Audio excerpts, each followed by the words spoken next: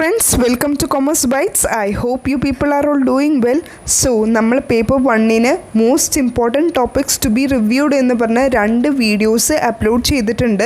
കാണാത്തവരെ മസ്റ്റായിട്ട് കണ്ടിരിക്കണം. നിങ്ങളൊരു serious sincere candidate ആണെങ്കിൽ എന്തായാലും കണ്ടിരിക്കും. ഞാൻ ഈ പറയേണ്ട ഒരാവശ്യവും എനിക്കുണ്ടാവില്ല. ഓക്കെ, സോ ജസ്റ്റ് നിങ്ങളൊന്ന് റിമൈൻഡ് ചെയ്തു, നിങ്ങളൊന്ന് ഓർമ്മിപ്പിച്ചു എന്ന് മാത്രം ഞാൻ ചെയ്തുള്ളൂ. ഓക്കെ, സോ ഇന്നലെ നമ്മൾ 2020 പ്രീവിയസ് ഇയർ ക്വസ്റ്റ്യൻ പേപ്പറിലെ കുറച്ച് അധികം ക്വസ്റ്റ്യൻസ്, അതായത് പ്രോബ്ലം ബേസ്ഡ് ക്വസ്റ്റ്യൻസ് നമ്മൾ നോക്കി. അപ്പോൾ എനിക്ക് തോന്നി അവിടെ നമ്മൾ റോവൻ്റെ മാത്രമാണ് ഡിസ്കസ് ചെയ്തത്, ഹാൽസയുടെ നമ്മൾ ഡിസ്കസ് ചെയ്തില്ല. പിന്നെ അതോടൊപ്പം തന്നെ എൻ്റെ ഒരു സ്റ്റുഡൻറ്റ് മെൻഷൻ ചെയ്തിരുന്നു, മാഡം ഹാൽസയുടെ ഒരു ക്വസ്റ്റ്യനും കൂടെ നമ്മളൊന്ന് വർക്കൗട്ട് ചെയ്ത് കഴിഞ്ഞാൽ ഇറ്റ് വിൽ ബി ഹെൽപ്ഫുൾ എന്ന്. അതുകൊണ്ട് തന്നെയാണ് ഇന്ന് നമ്മളിപ്പോൾ ഹാൽസയുടെയും അതുപോലെ തന്നെ കുറച്ച് ഫോർമുലാസ്, കുറച്ച് ഇമ്പോർട്ടൻ്റ് ആയിട്ടുള്ള ഫോർമുലാസ് കൂടെ പഠിക്കാം, അല്ലെങ്കിൽ ഒന്ന് നിങ്ങൾക്കൊരു റിവിഷൻ ആയിക്കോട്ടെ എന്ന് വിചാരിച്ചാണ് ഇപ്പോൾ നമ്മൾ ഈ ഒരു വീഡിയോ ക്രിയേറ്റ് ചെയ്യുന്നത്. ഓക്കെ, സോ സമയം കളയാതെ തന്നെ നമുക്ക് വേഗം ക്വസ്റ്റ്യനിലേക്ക് പോകാം. ഹാൽസേൻ്റെ ഒരു പ്രോബ്ലം, ആ ഒരു പ്രോബ്ലത്തിൻ്റെ ഫോർമുല നമുക്ക് ആദ്യം ഒന്ന് നോക്കാം അല്ലേ. ഹാൽസെ പ്രീമിയം ബോണസ് പ്ലാൻ്റെ ഫോർമുല വരുന്നത് ഇങ്ങനെയാണ്. ടോട്ടൽ വേജസ് എന്ന് പറയുമ്പോൾ time taken into hourly rate plus bonus എന്നാണ്. ഇനി ബോണസ് എങ്ങനെ കാൽക്കുലേറ്റ് ചെയ്യേണ്ടേ? 50% of time saved. Time saved എന്ന് പറയുന്നത് നമുക്ക് എത്രയാണോ ടൈം തന്നിരിക്കുന്നത്, ഇപ്പോൾ നമുക്ക് 10 മണിക്കൂർ തന്നിട്ട് നമ്മളതിൽ 8 മണിക്കൂറേ വർക്ക് ചെയ്തിട്ടുള്ളെങ്കിൽ അവിടെ നമുക്ക് സേവ് ചെയ്യുന്ന ആ ഒരു ടൈമാണ് ടൈം സേവ്ഡ് കൊണ്ട് ഉദ്ദേശിക്കുന്നത്. Okay, so 50% of time saved into standard time minus standard time taken into hourly rate. ഒന്നുകൂടെ ഞാൻ പറഞ്ഞു തരാം. ആ ബോണസിൻ്റെ ഫോർമുല എന്ന് പറയുന്നത് 50% of time saved into standard time minus time taken into hourly rate. Okay, നിങ്ങൾക്ക് വേണമെങ്കിൽ ഇതൊരു സിംഗിൾ സ്റ്റെപ്പിലായിട്ട് നിങ്ങൾക്ക് എഴുതാം. അത് ഞാനിപ്പോൾ കാണിച്ചു തരാം എങ്ങനെ എഴുതണം എന്നുള്ളത്. നമുക്കിപ്പോൾ ക്വസ്റ്റ്യൻ തന്നിരിക്കുന്നത് standard time 10 hours, time take ചെയ്തിരിക്കുന്നത് 8 hours, നമുക്ക് റേറ്റ് തന്നിരിക്കുന്നത് ₹5, അതായത് നമ്മളുടെ അവർലി റേറ്റ് തന്നിരിക്കുന്നത് ₹5 എന്നാണ്. ഓക്കെ, സോ നമ്മളിപ്പോൾ അത് ടോട്ടലായിട്ട് തന്നെയാണ് കാണാൻ പോകുന്നത്. അതായത് നമ്മളുടെ ആ ഒരു ടോട്ടൽ വേജസിൻ്റെ ആ ഒരു കാൽക്കുലേഷനില്ലേ അത് തന്നെ, അതായത് time taken into rate plus bonus ഇല്ലേ, ആ ബോണസിന് നമ്മൾ ബോണസ് എന്ന് എഴുതാതെ ആ ഞാൻ രണ്ടാമത് തന്നിരിക്കുന്ന ആ ഒരു ഫോർമുല ഇല്ലേ അത് തന്നെയാണ് നമ്മൾ എഴുതുന്നത്. അതായത് standard time minus time taken into rate into 50%. സംഭവം ഞാനിങ്ങനെ തിരിച്ചിട്ടു എന്നേ ഉള്ളൂ. ഓക്കെ, സോ കാൽക്കുലേഷന് ഇറ്റ് വിൽ ബി ഹെൽപ്ഫുൾ. അപ്പോൾ തന്നെ നമ്മൾ ഡേറ്റാസ് നമുക്ക് തന്നിരിക്കുന്ന ക്വസ്റ്റ്യനിൽ തന്നിരിക്കുന്ന ഡേറ്റാസ് നമ്മളിവിടെ പ്രൊവൈഡ് ചെയ്യണം. അതായത് 8x5 അതാണ് time taken into rate plus പിന്നെ നമ്മളുടെ ആ ഒരു ഫോർമുലയിൽ standard time minus time taken എന്നുള്ളതുണ്ട്. സോ 10 - 8 എന്നുള്ളത് 2 ആണ്. ഇൻറ്റു പിന്നെ നമ്മളോട് പറഞ്ഞിരിക്കുന്നത് റേറ്റ് കൊടുക്കാനാണ്. ഇൻറ്റു 5 നമ്മൾ കൊടുത്തു ഇൻറ്റു 50%. അങ്ങനെ നമ്മൾ ടോട്ടൽ കാൽക്കുലേറ്റ് ചെയ്ത് കഴിയുമ്പോൾ നമുക്കവിടെ ₹45 ആണ് നമ്മൾക്കവിടെ ഹാൽസെ പ്രീമിയം ബോണസ് പ്ലാനിൽ ടോട്ടൽ വേജസിൽ കിട്ടുന്നത്. ഓക്കെ, സോ ഹാൽസേൻ്റെ പ്രീമിയം ബോണസ് പ്ലാൻ നിങ്ങൾക്ക് മനസ്സിലായെന്ന് ഞാൻ വിശ്വസിക്കുന്നു.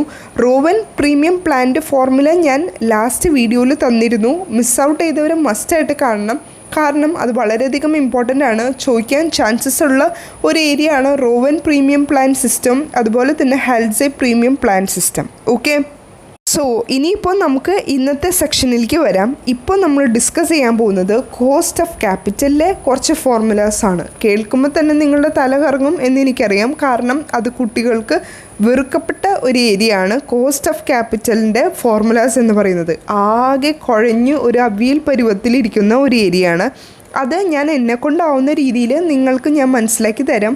I hope you will be getting and you will be interested in doing that section problems. കാരണം നമ്മളൊരു 1 or 2 എന്നുള്ള രീതിയിൽ നമ്മൾ കണ്ടിട്ടുണ്ട്. സിമ്പിളായിട്ടുള്ള ക്വസ്റ്റ്യൻ ആണ് അവർ പ്രൊവൈഡ് ചെയ്യുന്നതെങ്കിൽ കൂടി നമ്മൾക്ക് ആ ഒരു ഫോർമുല അറിയാമെങ്കിൽ നമ്മൾക്ക് ഈസി ആയിട്ട് ആ ഒരു 1 മാർക്ക് നമുക്ക് സെക്യൂർ ചെയ്യാൻ പറ്റും അല്ലേ. സോ അതുകൊണ്ട് തന്നെയാണ് ഞാൻ ഈ ഒരു സെക്ഷൻ നിങ്ങൾക്ക് ഹെൽപ്ഫുൾ ആയിക്കോട്ടെ എന്ന് വിചാരിച്ച് ഈ ഒരു വീഡിയോ ഇപ്പോൾ ക്രിയേറ്റ് ചെയ്യുന്നത്. ഓക്കെ, സോ ഇപ്പോൾ ഫസ്റ്റ് നമ്മൾ ഡിസ്കസ് ചെയ്യാൻ പോകുന്നത് കോസ്റ്റ് ഓഫ് ഡെറ്റ് ആണ്. കോസ്റ്റ് ഓഫ് ഡെറ്റിൻ്റെ ഫോർമുല എന്ന് പറയുന്നത് KDB എന്ന് പറയുന്നത് cost of debt. K capital ലെറ്ററിൽ എഴുതിയിട്ട് ഡി താഴെ ഒരു സ്മോൾ ലെറ്റർ ആയിട്ട്, എന്നിട്ട് അരികത്ത് ഒരു ബി ഇട്ടിട്ടില്ലേ, ആ ബി കൊണ്ട് ഉദ്ദേശിക്കുന്നത് cost of debt before tax എന്നുള്ള രീതിയാണ് കോസ്റ്റ് ഓഫ് ഡെറ്റ് ബി എന്ന് എഴുതിയിരിക്കുന്നത്. ഓക്കെ, സോ ഇതെങ്ങനെ കാൽക്കുലേറ്റ് ചെയ്യണമെന്ന് നമുക്കൊന്ന് നോക്കാം. ഫോർമുല വരുമ്പോൾ interest divided by P. I എന്ന് പറയുന്നത് ഇൻട്രസ്റ്റ്, പി എന്ന് പറയുന്നത് പ്രിൻസിപ്പിൾ. ഓക്കെ, സോ കാര്യം വളരെ സിമ്പിളാണ്. KDB equal to I divided by P. Okay, നിങ്ങൾ ഒരു ഫോർമുലയും കൂടെ പഠിക്കണം, എന്നാൽ മാത്രമാണ് നമുക്ക് ക്വസ്റ്റ്യൻ അപ്ലൈ ചെയ്യാൻ പറ്റുള്ളൂ. ഓക്കെ, ഇതിനുള്ള വേറൊരു ഫോർമുല എന്ന് പറയുന്നത് KDB equal to I divided by NP. നമ്മൾ നേരത്തെ പറഞ്ഞു ഐ ഡിവൈഡഡ് ബൈ പി എന്നുള്ളത്. പി എന്ന് പറയുന്നത് പ്രിൻസിപ്പിളാണ്. ഇവിടെ ഐ ഡിവൈഡഡ് ബൈ NP എന്ന് പറയുന്നതിൽ NP എന്ന് പറയുന്നത് നെറ്റ് പ്രൊസീഡ്സ് ആണ്. ഈ നെറ്റ് പ്രൊസീഡ്സ് വരാനുള്ള റീസൺ എന്താണെന്നറിയോ? വെറുതെ നമ്മളിപ്പോൾ പ്രിൻസിപ്പിൾ നമുക്ക് നേരിട്ട് തന്നിട്ടുണ്ടെങ്കിൽ നമുക്ക് നേരിട്ട് ആദ്യത്തെ ഫോർമുല തന്നെ അപ്ലൈ ചെയ്യാം. പക്ഷേ നമ്മൾ കണ്ടിരിക്കുന്ന ക്വസ്റ്റ്യൻ എങ്ങനെയാണ്? Y limited issues 50,000 8% debentures at premium of 10% അല്ലെങ്കിൽ ഡിസ്കൗണ്ട് ഓഫ് 5%. ഇങ്ങനെയുള്ള ക്വസ്റ്റ്യൻസ് അല്ലേ നമ്മൾ കണ്ടിട്ടുള്ളൂ. നമുക്ക് അങ്ങനത്തെ ക്വസ്റ്റ്യൻസും വരുള്ളൂ. സോ അതുകൊണ്ട് തന്നെ നമ്മളുടെ ഫോർമുലയ്ക്ക് ഒരു ഓൾട്ടറേഷൻ നമ്മൾ വരുത്തുന്നതാണ് KDB equal to I divided by NP എന്നുള്ളത്. NP എന്ന് പറയുന്നത് നെറ്റ് പ്രൊസീഡ്സ് ആണ്. അതിൻ്റെ റീസണും ഞാൻ പറഞ്ഞു കഴിഞ്ഞു. അതായത് എന്തെങ്കിലും ഒരു പ്രീമിയമോ ഡിസ്കൗണ്ടോ അറൈസ് ചെയ്ത് കഴിഞ്ഞാൽ അവിടെ അപ്പോൾ വരുന്നതിൻ്റെ ആ ഒരു പേര് നമ്മളൊന്ന് ഓൾട്ടർ ചെയ്യുന്നതാണ് നെറ്റ് പ്രൊസീഡ്സ് എന്ന് പറയുന്നത്. ഓക്കെ, ഇപ്പോൾ നമുക്കൊരു ക്വസ്റ്റ്യൻ വർക്കൗട്ട് ചെയ്യാം. ഈ ക്വസ്റ്റ്യൻ തന്നെ നമുക്ക് എടുക്കാം. അതായത് Y limited issues 50,000 8% debenture at a premium of 10%. The tax rate applicable to the company is 60%. Compute the cost of debt capital. ഇപ്പോൾ നമ്മൾ എന്താ ചെയ്യേണ്ടത്? വളരെ സിമ്പിളായിട്ട് നമുക്ക് ചെയ്യാൻ പറ്റും. എങ്ങനെയാണെന്ന് വെച്ച് കഴിഞ്ഞാൽ ഇവിടെ നമ്മളോട് ക്വസ്റ്റ്യനിൽ എന്താ പറഞ്ഞിട്ടുള്ളത്? നമുക്കിവിടെ ക്വസ്റ്റ്യനിൽ ഇഷ്യൂ തന്നിട്ടുണ്ട് 50,000 എന്ന്, 8% ഡിബഞ്ചർ തന്നിട്ടുണ്ട്, പ്രീമിയം നമുക്ക് തന്നിട്ടുണ്ട് 10% എന്ന്. ഇവിടെ നമ്മൾ ആദ്യമായിട്ട് കേട്ട ഒരു സംഭവം എന്താണ്? Tax rate applicable to the company എന്ന് പറയുന്നത് 60% ആണ് എന്നുള്ളത്. ടാക്സ് റേറ്റ് ഇവിടെ കൊടുത്തിട്ടുണ്ട്.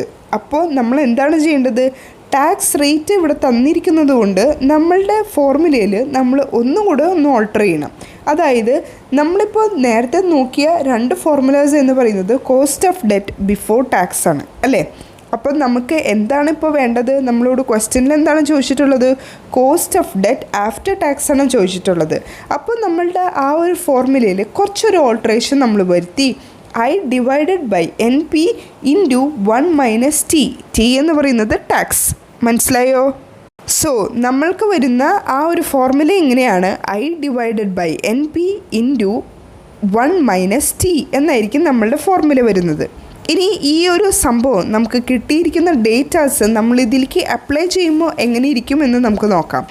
ഈ ഇൻട്രസ്റ്റ് എന്ന് പറയുന്നത് എന്ത് ചെയ്യും അല്ലെങ്കിൽ എങ്ങനെയാണ് കാൽക്കുലേറ്റ് ചെയ്യേണ്ടത് എന്നാലോചിച്ച് ടെൻഷൻ അടിച്ചിരിക്കേണ്ട ഒരു ആവശ്യമില്ല. നമ്മളോട് ക്വസ്റ്റ്യനിൽ ഡയറക്റ്റ് തന്നിട്ടുണ്ട് 50,000 ആണ് ഇഷ്യൂ ചെയ്തത് 8% ഡിബഞ്ചർ എന്ന്. അപ്പോൾ തന്നെ നമുക്കറിയാം 50,000 ഇൻറ്റു 8% അത് എത്രയാണ്? 4,000. അതാണ് നമ്മളുടെ ഇൻട്രസ്റ്റ്. മെയിനായിട്ടുള്ള പ്രശ്നം എന്താണെന്നറിയോ? സ്റ്റുഡൻസിന് ഈ ഒരു ക്വസ്റ്റ്യൻ കാണുമ്പോൾ തന്നെ ഇത് എന്നെ കൊണ്ട് പറ്റില്ല എന്നുള്ളൊരു തോന്നലാണ്. നിങ്ങൾ ആദ്യം വിടേണ്ടതും ആ ഒരു തോന്നലാണ്. ഇത് വെറുതെ എനിക്ക് സിമ്പിളായിട്ട് അറ്റൻഡ് ചെയ്യാൻ പറ്റും എന്നാലോചിച്ചിട്ട് വേണം നിങ്ങൾ ഓരോ ക്വസ്റ്റ്യനും കാണാൻ. ഓക്കെ, സോ അങ്ങനെ നോക്കുമ്പോൾ നിങ്ങൾക്ക് എല്ലാ ക്വസ്റ്റ്യനും ഈസി ആയിട്ട് തന്നെ തോന്നും. എല്ലാ ക്വസ്റ്റ്യനും നിങ്ങൾക്ക് ഈസി ആയിട്ട് തന്നെ അതിൻ്റെ ആൻസർ ഫൈൻഡ് ഔട്ട് ചെയ്യാൻ പറ്റും. ഓക്കെ, സോ നമ്മളിപ്പോൾ ഇവിടെ ഇൻട്രസ്റ്റ് നമ്മൾ കണ്ടുപിടിച്ചു. ഇനി നമുക്ക് എന്താണ് കണ്ടുപിടിക്കാനുള്ളത്? നെറ്റ് പ്രൊസീഡ്സ് ആണ് നമുക്ക് കണ്ടുപിടിക്കാനുള്ളത്. അതിന് ഇവിടെ എന്താണ് അവർ മെൻഷൻ ചെയ്തിട്ടുള്ളത്? നമ്മളോട് ഈ ക്വസ്റ്റ്യനിൽ ഇവർ തന്നിട്ടുള്ളത് പ്രീമിയം ആണ്. പ്രീമിയം ഓഫ് 10% എന്നാണ് പറഞ്ഞിരിക്കുന്നത്. അപ്പോൾ ഇൻട്രസ്റ്റ് 4,000 ആണെന്ന് എല്ലാവർക്കും മനസ്സിലായല്ലോ.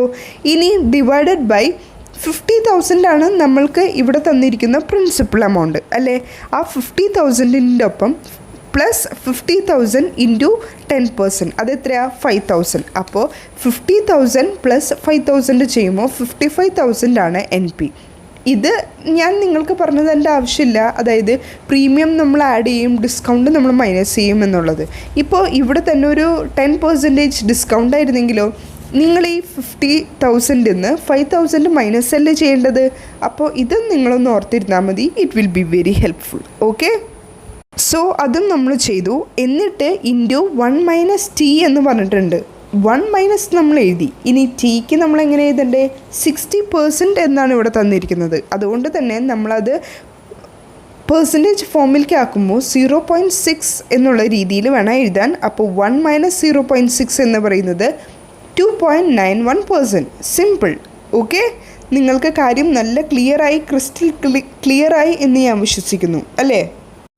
സോ ഇത്രയേ ഉള്ളൂ. കോസ്റ്റ് ഓഫ് ഡെറ്റ് നമ്മൾ കംപ്ലീറ്റ് ചെയ്തു. ഓക്കെ, നിങ്ങൾക്ക് ഒരു ഐഡിയ കിട്ടിക്കോട്ടെ എന്ന് വിചാരിച്ചാണ് ഞാൻ ഇപ്പോൾ ഈ ഒരു ക്വസ്റ്റ്യൻ ഡിസ്കസ് ചെയ്തത്. നിങ്ങൾക്ക് ഏകദേശം ഒരു ഐഡിയ കിട്ടിക്കാണും എന്ന് ഞാൻ വിശ്വസിക്കുന്നു. കോസ്റ്റ് ഓഫ് റിഡീമബിൾ ഡെപ്റ്റിനും ഈ ഇതുപോലെ 2 ഫോർമുലാസ് നമുക്ക് പഠിക്കാനുണ്ട്. അതായത് കോസ്റ്റ് ഓഫ് ഡെറ്റ് ബിഫോർ ടാക്സും കോസ്റ്റ് ഓഫ് ഡെറ്റ് ആഫ്റ്റർ ടാക്സും. ഓക്കെ, ടാക്സ് എങ്ങനെയാണ് ചെയ്യേണ്ടത് എന്നുള്ളത് ഞാൻ നിങ്ങൾക്ക് പറഞ്ഞു തരാം. ആദ്യം നമുക്ക് ഇതിൻ്റെ 2 ഫോർമുല ഒന്ന് നോക്കാം, അല്ലേ?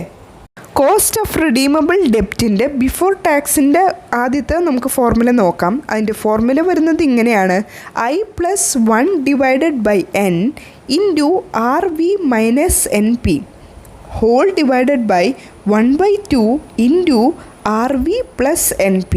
ഇവിടെ വരുന്ന I എന്താണെന്ന് നിങ്ങൾക്ക് മനസ്സിലായി, അത് ഇൻട്രസ്റ്റ് ആണെന്ന് നിങ്ങൾക്ക് മനസ്സിലായി. N ഇവിടെ പറയുന്നത് നമ്പർ ഓഫ് ഇയേഴ്സ്. ക്വസ്റ്റ്യനിൽ ഒരു നമ്പർ ഓഫ് ഇയേഴ്സിൻ്റെ കാര്യം മെൻഷൻ ചെയ്തിട്ടുണ്ടാവും. അത് നമുക്കിവിടെ നേരിട്ട് എഴുതിയാൽ മതി. പിന്നെ ഇവിടെ ഒരു RV പറഞ്ഞിട്ടുണ്ട്. RV എന്താ സംഭവം? Redeemable value. നമ്മളിപ്പോൾ ഇവിടെ നോക്കുന്നത് കോസ്റ്റ് ഓഫ് റിഡീമബിൾ ഡെറ്റിനെ പറ്റിയിട്ടല്ലേ. അപ്പോൾ അവിടെ RV വന്നില്ലെങ്കിൽ മോശമാവില്ലേ? അതുകൊണ്ട് തന്നെ നമ്മൾ I+1/n ഇൻറ്റു RV - NP നമ്മൾ നേരത്തെ പറഞ്ഞ പോലെ നെറ്റ് പ്രൊസീഡ്സ്. ഓക്കെ, ഇനി നമ്മൾ മുകളിലത്തെ സെക്ഷൻ പഠിച്ചിട്ടുണ്ടെങ്കിൽ, മുകളിലത്തെ ന്യൂമറേറ്റർ പഠിച്ചിട്ടുണ്ടെങ്കിൽ ഈസി ആയിട്ട് നമുക്ക് താഴത്തെ ആ ഒരു സെക്ഷൻ എഴുതാം. എങ്ങനെയാണ്? നമ്മൾ മുകളിൽ എങ്ങനെ എഴുതിയേ? 1/n ഇൻറ്റു RV - NP എന്നല്ലേ എഴുതിയത്. താഴത്തെ ആ ഒരു ഫോർമുല വരുമ്പോൾ 1/n എന്ന് നമ്മൾ മുകളിൽ എഴുതിയത് 1/2 ആയി. ഓക്കെ, ഇനി RV - NP എന്ന് നമ്മൾ മുകളിൽ എഴുതിയത് താഴെ വരുമ്പോൾ RV + NP ആവും. മനസ്സിലായോ? ഇതാണ് ഞാൻ നിങ്ങളോട് പറഞ്ഞത്. നമ്മളൊന്ന് നോക്കിക്കഴിഞ്ഞാൽ നമുക്ക് ഈസി ആയിട്ട് തന്നെ പഠിക്കാൻ പറ്റും. ഇപ്പം നിങ്ങൾക്ക് മനസ്സിലായിട്ടുണ്ടാവും. ഇപ്പം നിങ്ങൾക്കൊരു ഐഡിയ കിട്ടിക്കണം. Okay, cost of redeemable debt കാണുന്ന പോലെ അത്ര ഭീകരനല്ല എന്നുള്ളത് നിങ്ങൾക്ക് ഇപ്പം മനസ്സിലായിട്ടുണ്ടാവും, അല്ലേ? ഇനി ഇപ്പോൾ cost of debt after tax ആണെങ്കിൽ നിങ്ങൾ എന്താ ചെയ്യേണ്ടത് എന്നുള്ള ഒരൊറ്റ കുട്ടി സ്റ്റെപ്പുള്ളൂ. അതായത് നമ്മളിപ്പോൾ കോസ്റ്റ് ഓഫ് ഡെറ്റ് ബിഫോർ ടാക്സിൻ്റെ ആ ഒരു ഫോർമുലയിൽ I എന്ന് എഴുതിയില്ലേ, ആ ഐയുടെ ഒപ്പം ഇൻറ്റു 1 - t കൂടെ ആഡ് ചെയ്താൽ മതി. ബാക്കി എല്ലാ ഫോർമുല അതുപോലെ തന്നെ. അതായത് +1/n into RV - NP divided by 1/2 into RV + NP. ബാക്കി എല്ലാം സെയിം, ഒരു വ്യത്യാസം ഒന്നുമില്ല. ആകെ ഒരു വ്യത്യാസമുള്ളത് എന്താണ്? ആ ഐയുടെ ഒപ്പം 1 - t എന്നുള്ളത് നമ്മളൊന്ന് മൾട്ടിപ്ലൈ ചെയ്യണം എന്നുള്ള ഒരേ ഒരു ഡിഫറൻസേ ഉള്ളൂ. മനസ്സിലായല്ലോ? സോ കാര്യം വളരെ സിമ്പിളാണ്. നിങ്ങൾക്ക് ഈസി ആയിട്ട് തന്നെ ഈ ഒരു സെക്ഷന് മാർക്ക് സെക്യൂർ ചെയ്യാൻ പറ്റുമെന്ന് ഞാൻ പറഞ്ഞത് ഇപ്പോൾ നിങ്ങൾക്ക് മനസ്സിലായിട്ടുണ്ടാവും, അല്ലേ? സോ ഇനി വരുന്ന നെക്സ്റ്റ് പോയിന്റ് എന്ന് പറയുന്നത് നമുക്കിതിൻ്റെ ഒരു ക്വസ്റ്റ്യൻ ഒന്ന് നോക്കാം എന്നുള്ളതാണ്. A company issues 10 lakh 10% redeemable debenture at a discount of 5%, a cost of flotation amount of 30,000. The debenture are redeemable after 5 years. Calculate before tax and after tax of cost of debt assuming a tax rate of 50%. Okay, നമ്മളപ്പോൾ ആദ്യം നമ്മുടെ formula എഴുതി വെച്ചു. അപ്പോൾ അതിൻ്റെ കാര്യത്തിൽ നമുക്ക് ഏകദേശം തീരുമാനമൊക്കെ ആയി. ഇനി നമ്മൾ എല്ലാ ഫോർമുലയിലെ നമ്പേഴ്സ് അല്ലെങ്കിൽ ലെറ്റേഴ്സ് നമ്മൾ സബ്സ്റ്റിറ്റ്യൂട്ട് ചെയ്യുകയാണ്. ആദ്യം നമ്മൾ I ആണ് എഴുതാൻ പോകുന്നത്. I നമ്മൾ എങ്ങനെ എഴുതേണ്ടത്? കമ്പനി ഇഷ്യൂ ചെയ്തിരിക്കുന്നത് എത്രയാണ്?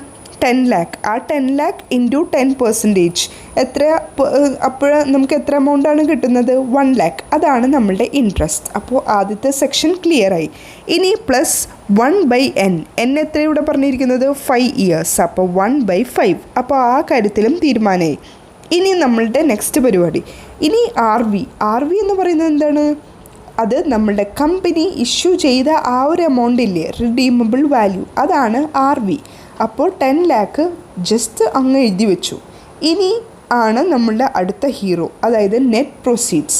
നെറ്റ് പ്രൊസീഡ്സിലാണ് നമ്മളുടെ കാൽക്കുലേഷനൊക്കെ നമ്മൾ കണ്ടക്ട് ചെയ്യുന്നത് അല്ലേ. സോ ആദ്യം നമ്മൾ 10 lakh എഴുതി. ആ 10 lakhൻ്റെ 5% എത്രയാണ്? 50,000. 10 lakh ഇൻറ്റു 5% എന്ന് പറയുന്നത് 50,000. ഈ 5% എന്താണെന്ന് നിങ്ങൾക്കറിയാലോ, ഡിസ്കൗണ്ട് നമ്മൾ എന്താണ് ചെയ്യേണ്ടത്? മൈനസ് ആണ് ചെയ്യേണ്ടത്. അപ്പോൾ 10 lakhന്ന് 50,000 നമ്മൾ മൈനസ് ചെയ്തു. അപ്പോൾ നമുക്ക് എത്രയാണ് കിട്ടുന്നത്? 9,50,000. ഈ 9,50,000 എഴുതിയാൽ മതിയോ? പറ്റില്ല. കാരണം നമ്മൾക്കിവിടെ ക്വസ്റ്റ്യനിൽ അവർ കോസ്റ്റ് ഓഫ് ഫ്ലോട്ടേഷൻ എമൗണ്ട് 30,000 എന്ന് പറഞ്ഞിട്ടുണ്ട്. അപ്പോൾ 9,50,000 മൈനസ് 30,000, അപ്പോൾ നമുക്ക് എത്ര കിട്ടുന്നത്? 9,20,000. ഈ 9,20,000 ആണ് നമ്മൾ നെറ്റ് പ്രൊസീഡ്സിൽ എഴുതേണ്ടത്. കാര്യങ്ങൾ നിങ്ങൾക്ക് വ്യക്തമായി മനസ്സിലായി എന്ന് ഞാൻ വിശ്വസിക്കുന്നു. ഇനിയിപ്പോൾ ന്യൂമറേറ്റർ കംപ്ലീറ്റ് ആയിട്ട് നമ്മൾ എഴുതി കഴിഞ്ഞു. അപ്പോൾ ഡിനോമിനേറ്റർ വെറുതെ നോക്കി എഴുതേണ്ട ആവശ്യമല്ലേ ഉള്ളൂ. 1/2 ഇൻറ്റു 10 lakh പ്ലസ് നമ്മൾക്ക് എത്ര നെറ്റ് പ്രൊസീഡ്സ് കിട്ടിയേ? 9,20,000. കാര്യങ്ങൾ എല്ലാം നിങ്ങൾക്ക് മനസ്സിലായി എന്ന് ഞാൻ വിശ്വസിക്കുന്നു. അപ്പോൾ നമ്മൾക്ക് ഇൻ ടോട്ടലായിട്ട് ബാക്കി കിട്ടുന്നത്, അതായത് നമ്മളുടെ ഫൈനൽ ആൻസർ എന്ന് പറയുന്നത് 12.08% എന്നുള്ളതാണ്. മനസ്സിലായല്ലോ? ഇനിയിപ്പോൾ അതിൻ്റെ ആഫ്റ്റർ ടാക്സ് കണ്ടുപിടിക്കാനും ഈസിയാണ്. കാരണം നമ്മൾ ഈ ചെയ്ത പോലെ അങ്ങനെ തന്നെ ചെയ്തിട്ട് ആ 1 - T എന്നുള്ളതില്ലേ, ടാക്സ് ഇല്ലേ, അവിടെ നമ്മൾ 1 - 0.5 എന്നുകൂടെ ഒന്ന് മൾട്ടിപ്ലൈ ചെയ്താൽ മതി. അപ്പോൾ നമ്മൾക്ക് ഇൻ ടോട്ടൽ കിട്ടുന്ന ടോട്ടൽ ആൻസർ എന്ന് പറയുന്നത് 6.875% എന്നുള്ളതാണ്. ഈ ക്വസ്റ്റ്യൻ ഞാൻ എടുത്തിരിക്കുന്നത് ഫിനാൻഷ്യൽ മാനേജ്മെൻറ്റ് പ്രിൻസിപ്പിളിൻ്റെ MCOMകാരുടെ ഫസ്റ്റ് സെമസ്റ്റർ ബുക്കിൽ.